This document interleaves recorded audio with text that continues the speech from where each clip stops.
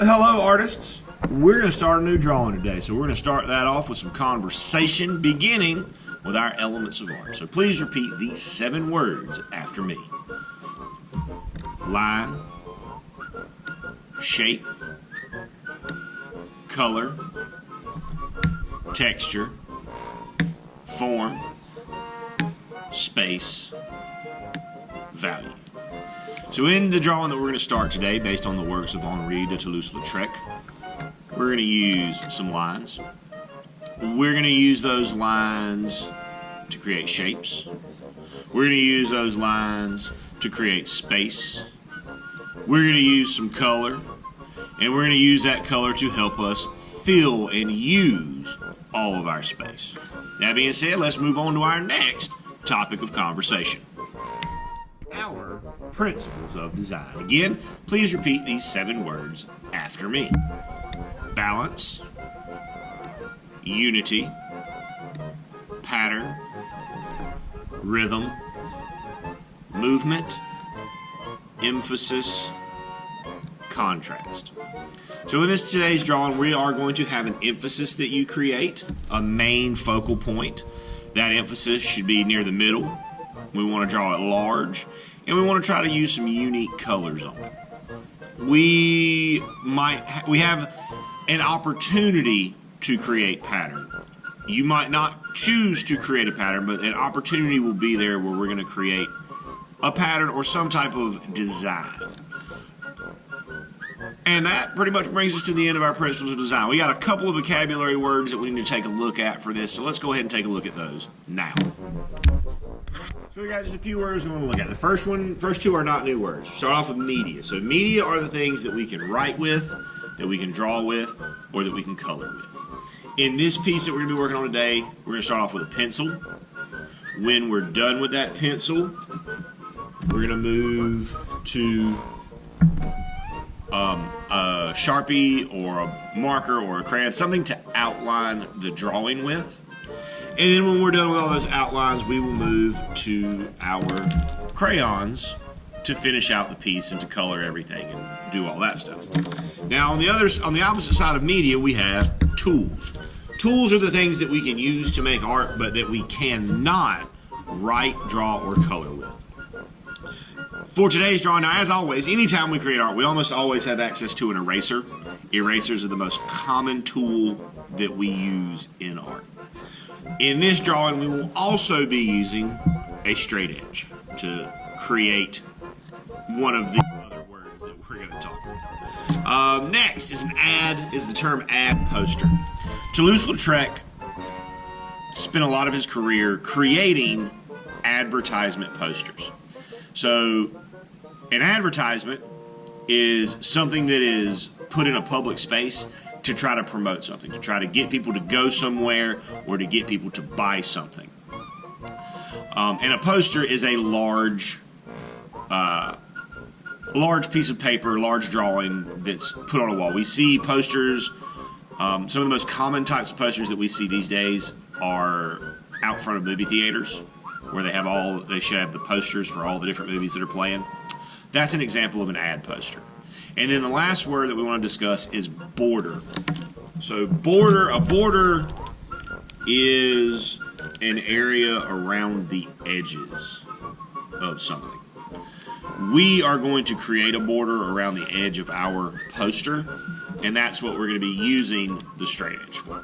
So that being said, we're going to take a look at a couple of Lautrec's ad posters, and then we're going to move ahead into starting our poster and talk a little bit about what it is that our poster is going to be advertising.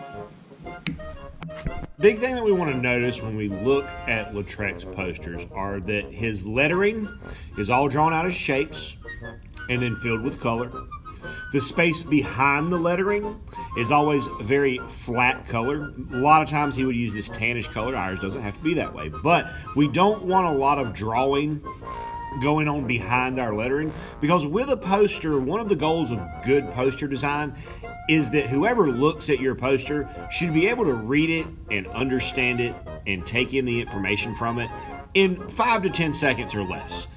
And when we clutter our words around with a lot of imagery, it makes it very, very difficult to get that quick understanding of what we're looking at. That being said, let's go ahead and move into the drawings. So here we have our blank piece of paper. Now, like with any other piece of art we make, the first thing we need to decide is which way we're going to orient our paper. So right now my paper is in portrait. If I had my paper this way, it would be in landscape. For this drawing, we want to work with our papers in portrait. The first thing we want to do is create our border, that space around the edges. So we're going to take our straight edge. Now, I am left-handed. So anytime I use a straight edge, it will always go on the right-hand side of the paper. If you are right-handed, your straight edge should always go on the left side of the paper. It always goes on the opposite because we don't ever want to be reaching over the top of the ruler to try to draw our line. So again, I'm left-handed, so my ruler goes to the right-hand side. I want it all the way on the paper, but pushed right up to the edge. Draw a line right beside it. And now, as I go, we're going to do this on all the sides of the paper. And as we do that, at this point, before we move on, we do want to take one of our tools, the eraser. We want to go ahead and clear out these extra lines that we have in our border. That way we have one solid frame border that goes around the edges of the paper.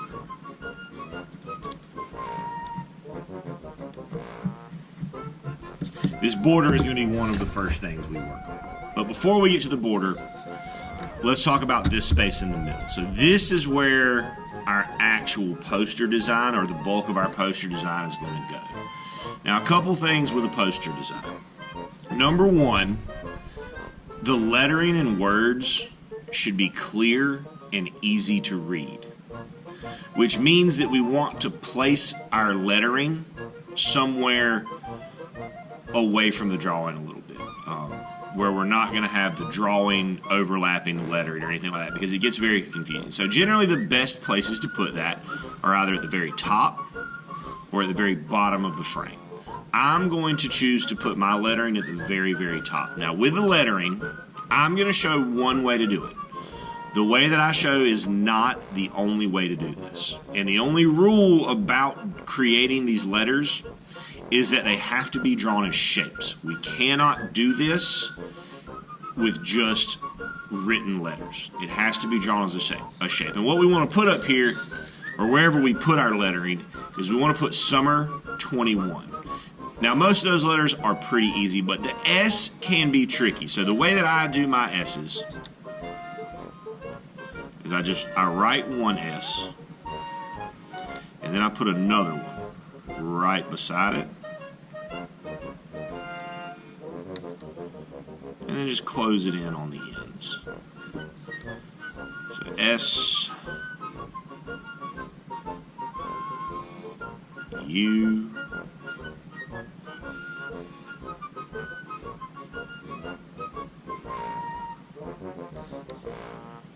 M. And again, if you want to use bubble letters, or if you know another way to draw letters, you are welcome to do it that way. This is just one of many, many, many ways to do lettering. Now, as you work on your lettering, keep in mind we want to try to keep them straight.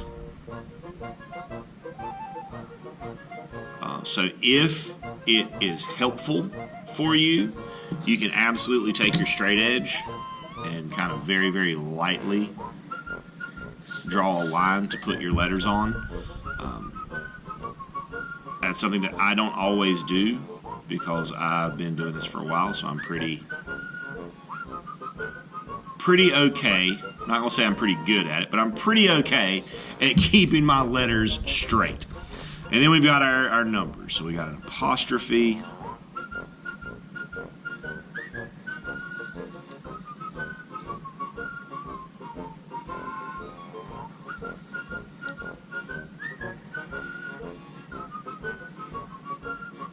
$20,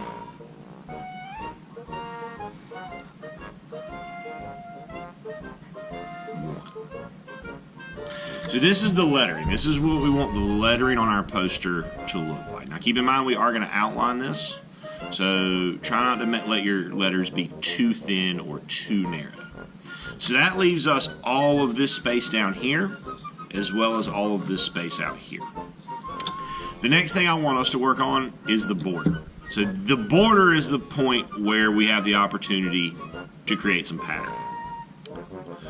So if you want to do it as stripes, that's fine. If you want to do it as repeated shapes, that's fine.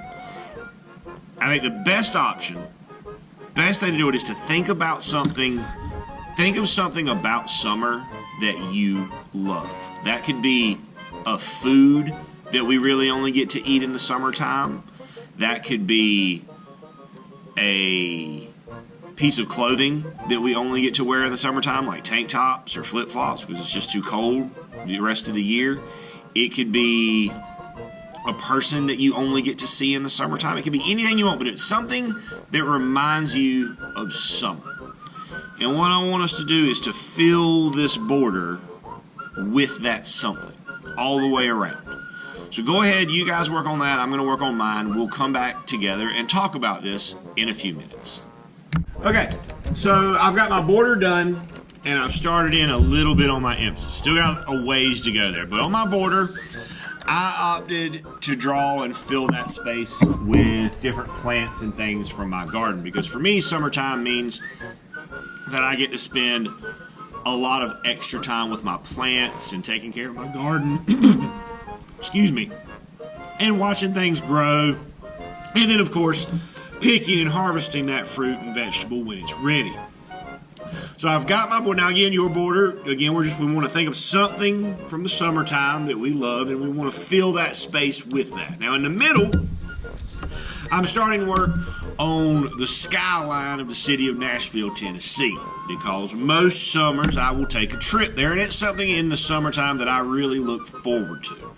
Now, albeit this is not done, but again, when we draw, we want to try to keep this emphasis away from our letters at the top. We want to try as much as possible to leave that space clear so that we can very easily see and read the words. So I'm going to continue working on my emphasis. Think of a thing, again, you're thinking of something that you are really, really looking forward to, something that you are excited about that's going to happen or that you're going to get to do this summer. Okay, so here I've got my border finished. I have my emphasis of the poster finished. And remember, keep in mind, we want to keep this drawing away from these letters. That way our poster is legible and easy to read. So at this point, we're ready for our next step, which is to get everything outlined. So that could be with a Sharpie, that could be with a crayon, that could be with an ink pen, that could be with a colored pencil, whatever you happen to have close by. But we want to go slowly and make sure that we're going over every single line on the page. So let's go ahead and get that knocked out, and then we'll move on and we'll talk about some color. So here we have the whole drawing outline. Now chances are, when we're done outlining, we're still going to have some pencil lines that we can see. So what we want to do is just take our eraser, very gently and very quickly, just go in there and clear out those extra pencil lines that we do not need. Okay, and so with all of those extra lines removed and taken out of the picture, we are ready to color. Now, I'm going to start my color with the border. As I go, I'm aware that I do have some gaps here. What we're going to do is I'm going to color all the things in my border first. Then I'll go back and fill in those spots with one single solid color. Now, if you chose to do a pattern on your border instead of filling it with things and stuff, then you can just go through and color your pattern as an AB pattern or an ABC pattern or an AABB pattern or whatever kind of pattern you want, as long as it follows the golden rule of being a pattern, and that is that patterns must repeat. So I'm going to go ahead and get my border. I'm going to start with my border. I'm going to go ahead and get that knocked out, and we'll come back, take a look at it, and then we'll move on into the main emphasis part of the drawing. And here we have our border finished out, totally colored in. Now notice that Where I had the gaps, the empty spots, I've filled that in totally with I chose a black because none of my fruits and vines or vegetables or anything were black. So that leaves our main focal point here to deal with. Now with this part, big thing to say is that the background behind your lettering, keep it simple. We don't need a million colors behind the lettering because, again, remember that with a poster, the goal is to show information that is quick and easy to take in and understand. So we don't want to busy up our lettering too much. We want to keep that coloring, that background part of that pretty simple. But other than that, we just want to get it colored, get it filled in. We'll come back in a few minutes and take a look at the finished poster. And so here we are, totally finished poster. I've got my emphasis colored. I've got my design and pattern around the edges colored. And one last thing that I want to talk to you about is choosing the colors for your lettering. So what we want here is we want these letters to stand out. We want them to pop. So what we do there is we use complementary pairs. So complementary pairs are colors that are straight across from each other on the color wheel. So I'm going to use these strips to show you that. So a color wheel is set out with our 3 primary colors, yellow, blue, red. And our secondary colors that go in between them are the colors we get when we mix them. So when we mix yellow and blue, we get green. When we mix blue and red, we get purple. When we mix blue and orange, or when we mix red and yellow, we get orange. So our complementary pairs are the colors that are straight across from each other. So red and green make a complementary pair. Purple and yellow make a complementary pair. Blue and orange make a complementary pair. So whatever color you make your background here, for example, my background is blue, so I use a lot of orange in my lettering to create that complementary contrast. Now, if your background were purple, make yellow letters. If your background were yellow, make purple letters. If your background was red, make green letters. If it was green, make red letters, etc., etc. The only exception to that is if you have a black background, in which case you just want to pick a bright color, because pretty much any bright color, so any of these are going to contrast really well against black. And that, my friends, is a finished poster ready to ring in and celebrate the summertime. Good luck to you, everyone, and as always, my friends, happy arting.